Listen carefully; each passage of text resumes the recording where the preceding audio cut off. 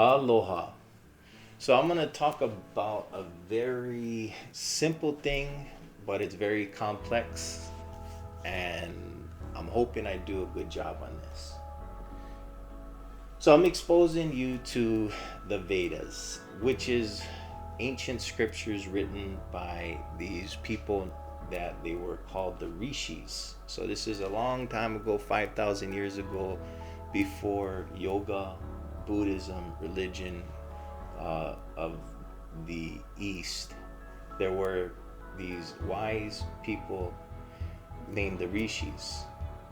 And rishi basically means a person, a seer. They can see things others cannot. And I translate this for most of us as far as like this would be on the level of maybe the Bible. However, it's not belief. This would be if the Bible had math. So this would be the math section of the Bible where there is laws. And I promise you that there is mathematical formulas in the Vedas that crosses science boundaries that we define. So we look at science through psychology. This is the science of psychology, and then we have a science of physics, and that explains this, whereas the Veda explains everything. And within the Vedas, while they describe psychological aspects, experiences that are going on that I'm sharing with you, the Vedas also had the formula for gravity that Sir Isaac Newton discovered 5,000 years ago. So this is written, and this is knowledge. So Veda means knowledge. So I'm hoping to impart some of my understanding that you might realize that this is a process of seeing a dimension that is there, that we're sensitive to. However, we need to enhance our perspective to get to the next level, This is a path of discernment. So on this path of figuring out life, discerning it, the West, as I would describe, has a way of looking at life that needs to evolve. And we have our mind, and we have our beliefs in there. And within our mind, we have our memory, which we remember what this world has told us, or we remember about things. So we remember science, and we remember religion. Okay? Now, science is more factual, definitely, and this along with math, and these are our memories. But within our mindset, this is basically everything within us, in our mind, is a belief. Okay? And belief is defined. So belief is simply not knowing. This is things that you remember, but the knowing can only be in the now. Okay? So we have knowing in us that happens, but in the now, you'll find that you have a deeper knowing of what's going on. The only thing that affects your knowing is your level of consciousness. So in the East, as we want to evolve, and many of us do, I would say this is more of a scientific mind.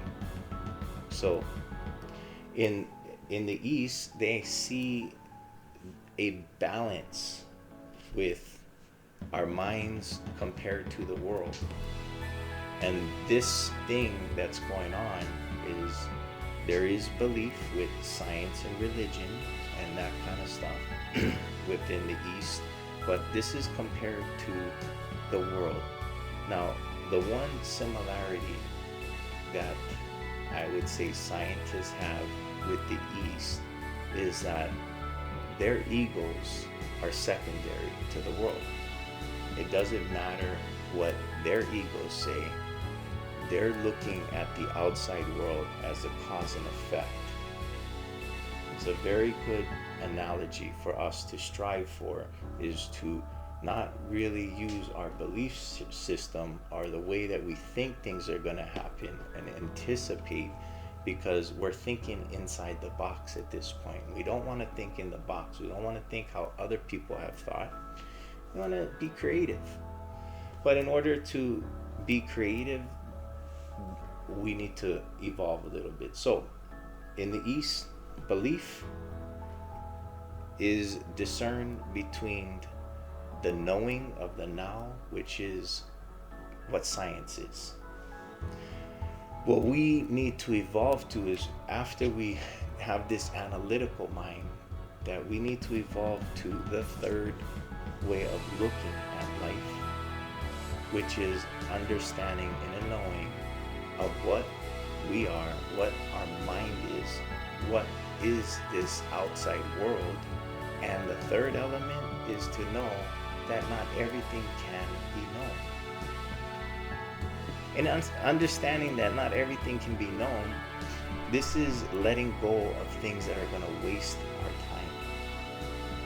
But it also helps you understand that if you have time and you choose to, you can think out the box. And this allows us to think out the box so that we're not thinking within our brain. We're not thinking within our mind. We're not thinking using what our teacher has told us.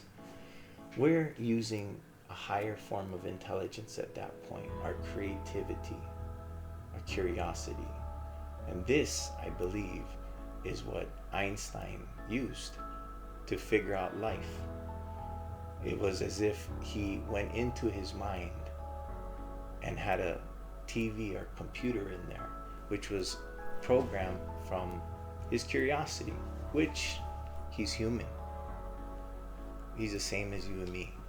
We consider him a genius, but if you look into Einstein, he failed history, he was a rebel, he made a lot of mistakes. For a genius, I think he was perceived as a very kind man later in his life, but I've heard that he was very much a rebel when he was younger. So it gives you a little impression that human beings can evolve. And if Einstein was this rebel, I don't know his history, but I'm thinking that he probably read the Vedas that got his mind thinking differently when he was young. So, in understanding all this stuff in relations to our minds and how we think, I guess now I want you to understand is belief is within the mind structure, the red and the green, okay? Now, the now, as you may have seen in my other videos, is found outside of our mind. So the nows is found outside of our mind, and we're discerning between the now, which is our knowing, our now, and the past, which is our belief. I think you can see the contrast. Now, I want you to understand, what if we change the word now to Veda? We still have the belief about what this world is, but we use Veda and replace the now. And as you understand the Vedas, your enhancements of the now grows. As you understand the Vedas, not the way your mind interprets it, as you understand the Vedas as the way the Vedas should be understood, we evolve more scientifically. As we study the Vedas, you'll realize the truth of the Vedas is saying that truth is not found in your mind. The now is not found in your mind. The Vedas is not found in your mind. Okay? So all of this stuff, the Vedas is simply a word that I'm using that gets us to see outside of the box. And we can do this with psychology, we can do this with physics, we can do this with many sciences, because the Vedas, I believe, is the go-between between science and religion. We split that up a long time ago, and we're spiritual creatures by nature. And we are very intelligent creatures by nature. And this split in us makes us believe that there's something wrong when there's not. This is found within our minds. And discernment out of our belief, out of our superstition, out of what our minds may believe things are, that it's good or bad, is in the now. All that matters is how you are treating others, how you are treating this world is all that matters. That the Vedas is a way for us to look into the mirror, to find out who we are, to discover that we are not this mind, thank God. And who we are is not touchable by the mind, by anything. Consciousness is not touched. And you'll find your truth is consciousness has not changed since you were a little kid till now. The only thing that has changed is your awareness, your ability to use consciousness, or your choice to ignore life. So to think outside the box, to challenge life, to challenge your beliefs, I hope this is right in front of you for you to understand there is science behind psychology. There is, if somebody shows you that is a higher form of intelligence than somebody telling you. So I'm hoping and praying that you see the symmetry and the irony of how our minds want to conceptualize within our minds and describe something in our minds because of our memory, rather than we need to experience. And once we experience and somebody shows you, and this personal experience becomes something within your mind's experience, this helps us discern even more. So the proof is life. Time is the thing that is relative for you, but you must get some knowledge. In order for you to think outside the box, you have to know that you are not the box.